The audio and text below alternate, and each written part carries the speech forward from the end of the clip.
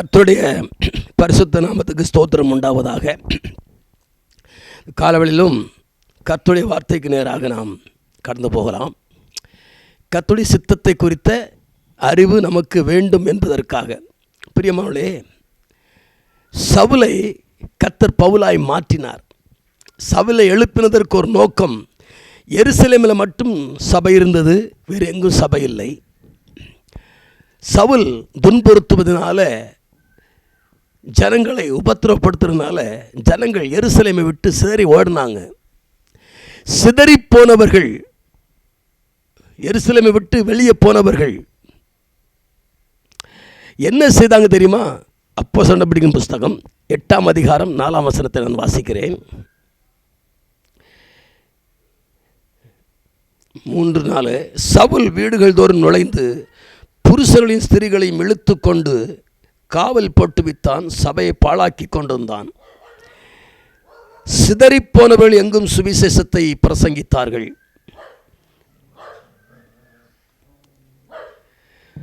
சிதறிப்போனவர்கள் எங்கும் சுவிசேஷத்தை பிரசங்கித்தார்கள். பிரியமான தேவஜனமே, சபையை பாழாக்கி கொண்டிருந்தான் என்று வேதம் சொல்லுகிறது. ஆண்டவர் சவுலை எழுப்பின நோக்கம் எருசலேமில் மட்டும் இருக்கிற சபை உலகம் அனைத்திலும் செல்ல வேண்டும் என்கிற பிரதான நோக்கம். அதற்காகத்தான் அவனை தொட்டு அவனை பார்த்து சொன்னார். ஜனங்களை துன்பப்படுத்துவதை பார்த்து பேசுகிறார். சவுலே, சவுலே, என்னை ஏன் துன்பப்படுத்துகிறாய் என்று கேட்டதற்கு அவன், ஆண்டவரை, நீர் யார்? நீ துன்பப்படுத்துகிற இயேசு நானே. முள்ளில் உதைக்கிறது உனக்கு கடினமா என்று சொல்லி அவனோடு கூட பேசி கொண்டிருக்கிறார். இவன் கேட்குறான், ஒன்று, ஆண்டவரே நீர் யார்? இன்றைக்கி நிறைய பேர் ஆண்டவரை குறித்த, இயேசுவை குறித்த அறிவில்லாமல் இருக்கிற கூட்டம் நிறைய இருக்குது. இயேசுவை அறிகிற அறிவு இன்னைக்கு இல்லை. பவுல் சொல்லுகிறான், கர்த்தராகிய இயேசு கிறிஸ்துவை அறிகிற அறிவின் மேன்மைக்காக எல்லாவற்றையும் நஷ்டம் என்று எண்ணின குப்பையுமாய் எண்ணுகிறேன்றான். அவரை அறிகிற அறிவு நமக்கு வேணும் இல்லையா? இன்னைக்கு நிறைய பேருக்கு அது இல்லை. ஆனால் தான் கேட்குறேன், ஆண்டவரே நீர் யார்? ரெண்டாவது கேட்குறேன், நான் என்ன செய்ய சித்தமாக இருக்கிறேன்? நீர் யார்? நான் என்ன செய்ய சித்தமாக? ஒவ்வொருத்தருடைய வாழ்க்கையிலும் தேவனை அறிகிற அறிவு நமக்கு உண்டாக வேண்டும். ரெண்டாவது, அவருடைய சித்தத்தை நாம் செய்ய வேண்டும். இந்த ரெண்டும் தான் பிரதான நோக்கமாக ஒரு பரிசுத்தவான்களுக்குள்ளே இருக்க வேண்டிய மிகப்பெரிய பொக்கிஷமானது. ஒன்று, தேவனை அறிய வேண்டும். தேவன் யார்? அவர் எப்படிப்பட்டவர்? அவர் தன்மை உள்ளவர்? அவருடைய அன்பு என்ன? அவருடைய பரிசுத்தம் என்ன? அவர் நற்கிரியைகள் என்ன? நற்காரியங்கள் என்ன? மனுஷர் மேல் கொண்டிருக்கிற அன்பு எப்படிப்பட்ட அன்பு? அந்த தூய்மையான அன்புக்காக அவர் என்ன செய்தார்? மனுமக்களை நேசித்ததனுடைய பிரதான நோக்கம் என்ன? இயேசுவை இந்த உலகத்திற்கு அனுப்பின நோக்கம் என்ன என்பதை குறித்த ஒரு அறிவு, ஒரு தெளிவு நமக்கு உண்டாக வேண்டும். இதைத்தான் அவன் கேட்கிற, ஆண்டவரே நீர் யார் என்பதை கேட்டு அவரை அறிவதற்காக தமஸ்கூவுக்கு சென்று 3 வருஷம் அங்கே அமர்ந்து தேவனை குறித்து அறிந்தான். தேவ சபையை குறித்து அறிந்தான். இனிவரும் உலகங்களை குறித்து அறிந்தான். சபையில் ஒரு உபதேசியார் எப்படி இருக்க வேண்டும்? ஒரு போதகர் எப்படி இருக்க வேண்டும்? ஒரு விதவை எப்படி இருக்க வேண்டும்? ஒரு தகப்பன் எப்படி? ஒரு தாய் எப்படி? பிள்ளைகள் எப்படி?